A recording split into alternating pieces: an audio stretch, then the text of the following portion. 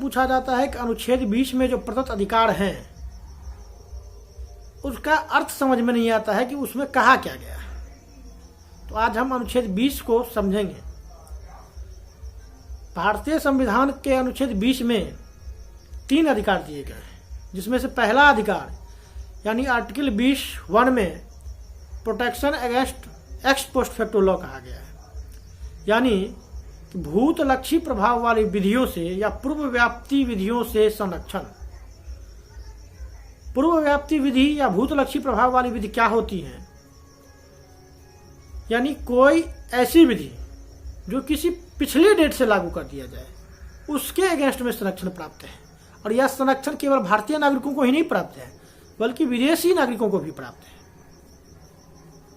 और यह अनुच्छेद यानी अनुच्छेद 20 इतना महत्वपूर्ण है कि इसे इमरजेंसी के दौरान भी निरस्त नहीं किया जा सकता। तो भूतलक्षी प्रभाव वाली विधि से संरक्षण का तात्पर्य यह है कि कोई भी व्यक्ति जिसने अपराध किया है वो अपराधी केवल तभी समझा जाएगा जब वर्तमान में प्रवृत्त किसी विधि का उसने उल्लंघन किया, और वो केवल उतने ही दंड का भागी होगा जितनी कि उस पर्टिकुलर विधि के उल्लंघन पर, जिसे किसी व्यक्ति ने उल्लंघन किया है, जिस विधि का निर्धारित है। इसे एक उदाहरण से समझिए। मान लीजिए कि पैसे की चोरी को सरकार ने अपराध घोषित कर दिया और यह निर्धारित किया कि पैसे की जो चोरी होगी तो उसमें या तो 6 महीने की जेल होगी या उतने ही पैसे जुर्माने के तौर पर वसूले जाएंगे जितने की उसने चोरी की हो।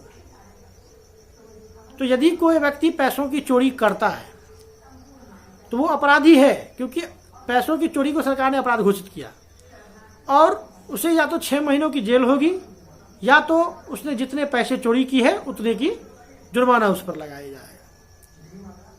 तो ये है एक्स पोस्ट फैक्टो लॉ से संरक्षण। लेकिन यह ध्यान रखना चाहिए, भूतलक्षी प्रभाव वाली विधियों से संरक्षण केवल क्रिमिनल मामलों में है। सिविल मामलों में या टैक्सेशन के मामले में government x post facto law या पूर्व व्याप्ति या भूतलक्षी प्रभाव वाली विधि बना सकती है।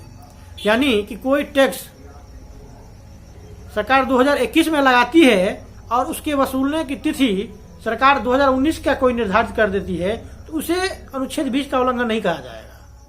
लेकिन अगर सरकार क्रिमिनल ऑफेंस के लिए कोई कानून बनाती है और उसे 2019 के बाद सभी मामलों में प्रवृत्त कर दे, या यह कहे कि 2019 के बाद के जितने भी मामले हैं उन सभी में यह कानून लागू होगा, तो निश्चित तौर पर यह आर्टिकल 20 का उल्लंघन है।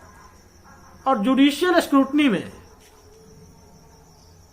या न्यायिक समीक्षा में आर्टिकल 21 के उल्लंघन के आधार पर सुप्रीम कोर्ट इसे निरस्त कर सकती है। तो भूतलक्षी प्रभाव वाली विधि का तात्पर्य यह है कि कोई भी विधि क्रिमिनल मामलों में पिछले तारीख से लागू नहीं की जाएगी। यानी protection against x post facto law का मतलब क्या है, यह समझ गए होंगे। वीडियो अच्छा लगे तो लाइक कीजिए और जाते जाते याद दिला दे कि चैनल को सब्सक्राइब करना ना भूलें, ताकि भारतीय संविधान और भारतीय न्यायिक विधि तथा सामान्य अध्ययन के संदर्भ में यदि कोई वीडियो अपलोड हो तो उसकी नोटिफिकेशन सबसे पहले आप तक पहुंचे।